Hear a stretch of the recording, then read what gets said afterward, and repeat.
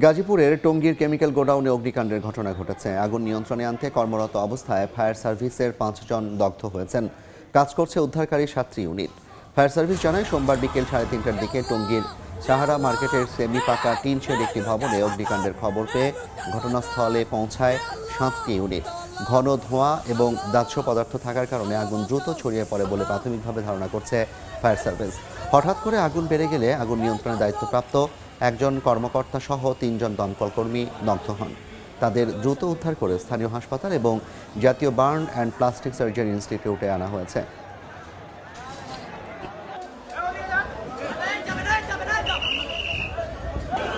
এই মুহূর্তে রাজধানীর বার্ন ইনস্টিটিউটে আছেন স্বপন আহমেদ। সরাসরি যাচ্ছি তার কাছে। স্বপন,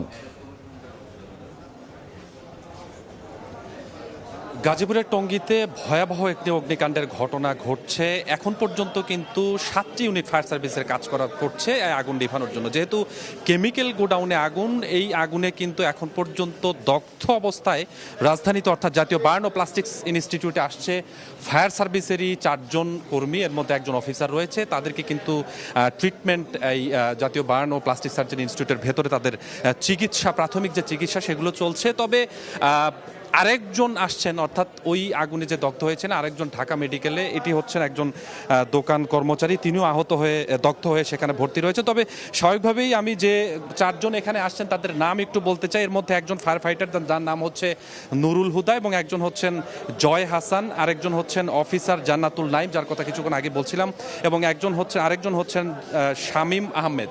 এবং এই 4 জন এখন পর্যন্ত এখানে আসলেও আরও কয়েকজন ফায়ার ফাইটার যারা এই আগুনে দগ্ধ হয়েছেন তাদেরকেও কিন্তু এই জাতীয় বার্ন ও প্লাস্টিক সার্জারি ইনস্টিটিউটে নিয়ে আসা হচ্ছে। এবং বেশিরভাগের অবস্থাই কিন্তু আশঙ্কাজনক বলে ডাক চিকিৎসকদের পক্ষ থেকে আমাদের জানানো হয়েছে। যেহেতু কেমিক্যালের আগুন, এই আগুন নিভাতে গিয়ে এই ফায়ার ফাইটার যারা আহত হয়েছে তারা কিন্তু একদম ভেতরে ঢুকে গিয়েছিল। অতএব এই আগুনের যে ভয়াবহতা সেটি এখনও রয়েছে। তাদেরও যে অবস্থা খুব একটা সুবিধাজনক সেটিও কিন্তু না। ডাক্তারদের পক্ষ থেকে আমাদেরকে বলা হয়েছিল যে, কিছুক্ষণ আগেই যেটি জানানো হয়েছে যে এখন পর্যন্ত যারা আসছেন তাদের বেশিরভাগের অবস্থাই আশঙ্কাজনক। আমরা একজনের সাথে একটু কথা বলতে চাই প্রাথমিকভাবে।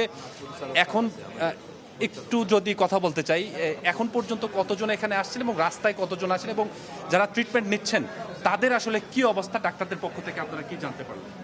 না, আসলে আমার স্যার আছে, স্যারের সাথে কথা বললে ভালো হয়। এই মুহূর্তে আসলে আমি কথা বলার সিনিয়র আছে তো ভেতরে। আচ্ছা, ধন্যবাদ। যেমনটি শুনলেন যে আসলে এখনও যেহেতু প্রাথমিক চিকিৎসা চলছে, অতএব এখনও নিশ্চিত করে আসলে কেউই বলতে পারছেন না যে কত শতাংশ তাদের পুড়ে গেছে বা তাদের আসলে কোথায় কোথায় পুড়ে গেছে বা শ্বাসনালীতে কী অবস্থা, এই বিষয়গুলো আসলে তারা এখনও বলতে পারছেন না।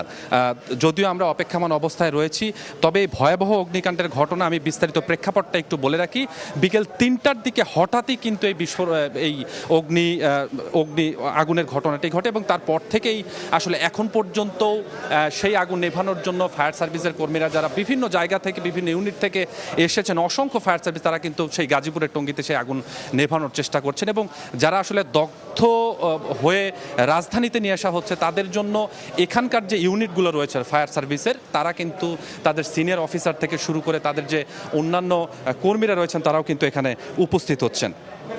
তো সব মিলিয়ে এখানকার অবস্থাও খুব একটা যে সন্তোষজনক সেটি নয়, কারণ যেহেতু অনেক বেশি বার্ন, আমি যেটি বলছিলাম যে দগ্ধতার পরিমাণ যেহেতু এই ফায়ার সার্ভিস কর্মীদের অনেক বেশি, অতএব কেউ সেটি আসলে নিশ্চিত করে বেশি, অতএব একটু টেনশনের বিষয় থেকেই যায় যে আসলে তাদের এখন কী অবস্থা। তবে কিছুক্ষণ আগেই এই জাতীয় বার্ন ও প্লাস্টিক সার্জারি ইনস্টিটিউটের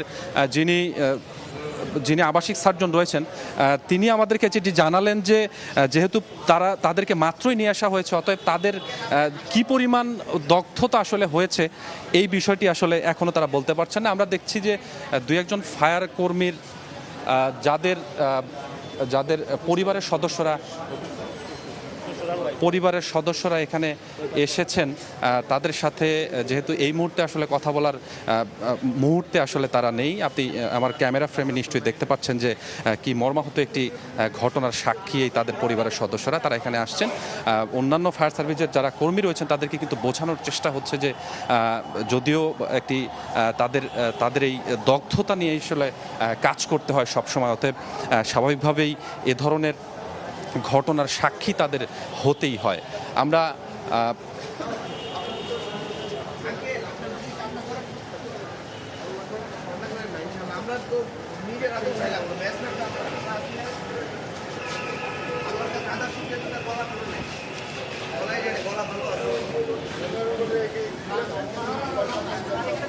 আচ্ছা আমরা আমরা আপনি আমার ইউনিফর্ম লাইনে আমার ব্যাটসম্যান যদি আপনি একজন সিনিয়র অফিসারের সাথে কথা বলেন।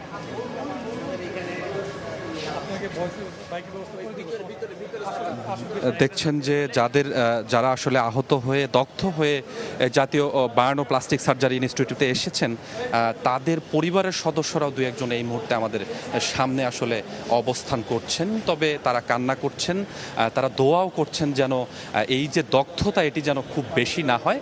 এবং স্বাভাবিকভাবেই যদিও ফায়ার সার্ভিসের কর্মীরা আসলে সবসময় এটা নিয়ে তাদের কাজ করতে হয়, তবে তাদের মনেও কিন্তু একটি সাধারণত টেনশন থেকেই যায় যে দগ্ধতার আসলে কি পরিমাণ হয়েছে। যদিও যেটি বলছিলাম যে কিছুক্ষণ আগেই এখানকার যে আবাসিক সার্জন রয়েছে তিনি আমাদের জানালেন যে এখন পর্যন্ত তাদের প্রাথমিক যে চিকিৎসা সেটি চলছে, তবে কিছুক্ষণ পরেই হয়তো আনুষ্ঠানিকভাবে তাদের কত শতাংশ পুড়ে গেছে এই বিষয়গুলো আমাদেরকে জানানো হবে। তবে এখন পর্যন্ত 4 জন উপস্থিত হয়েছেন, আরও যারা দগ্ধ হয়েছেন তারা এখানে আসছেন। এখন পর্যন্ত 4 জন ফায়ার সার্ভিস কর্মী এখানে চিকিৎসা নিচ্ছেন এবং আরও একজন দোকান কর্মচারী যে হচ্ছে ঢাকা মেডিকেলের বার্ন ইনস্টিটিউটে চিকিৎসা নিচ্ছেন। এখন পর্যন্ত এতটুকুই ছিল আমার কাছে।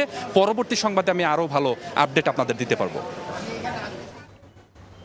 গাজীপুরের কেমিক্যাল গোডাউনের আগুনে দগ্ধদের সর্বশেষ অবস্থা জানছিলাম ঢাকা মেডিকেল থেকে।